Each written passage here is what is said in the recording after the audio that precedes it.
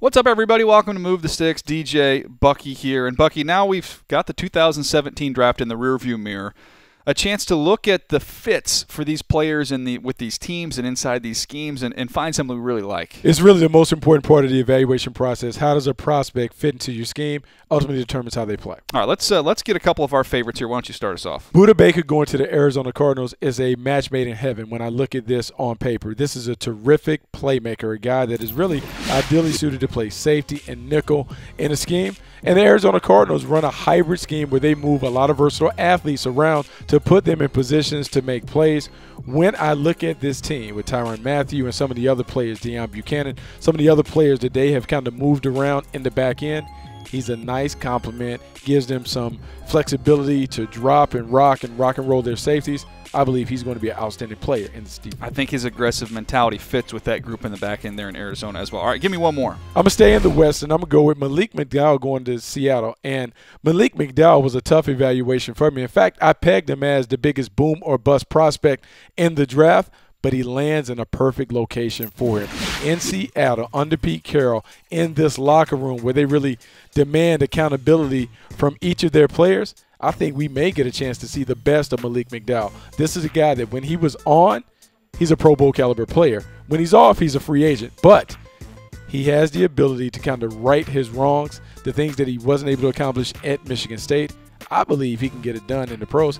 I believe he actually has Pro Bowl potential, and he may live up to it in Seattle. It's up to the Seattle coaches to get it out of him. A lot of pressure on them to get that done. All right, I'm going to go to the AFC West and what the Chargers were able to do. I love what they did.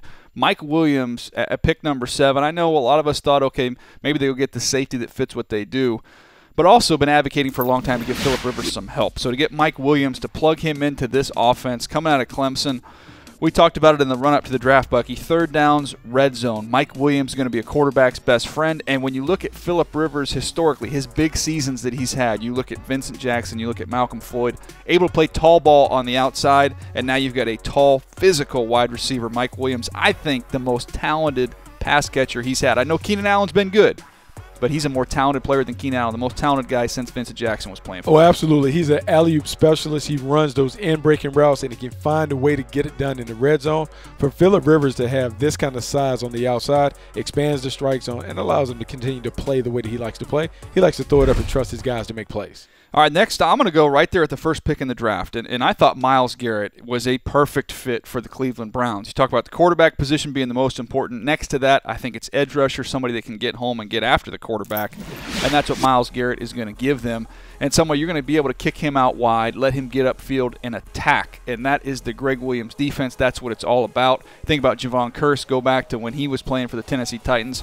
I think you'll see Myles Garrett freed up and just attacking the line of scrimmage. I think he's going to be a really good player there.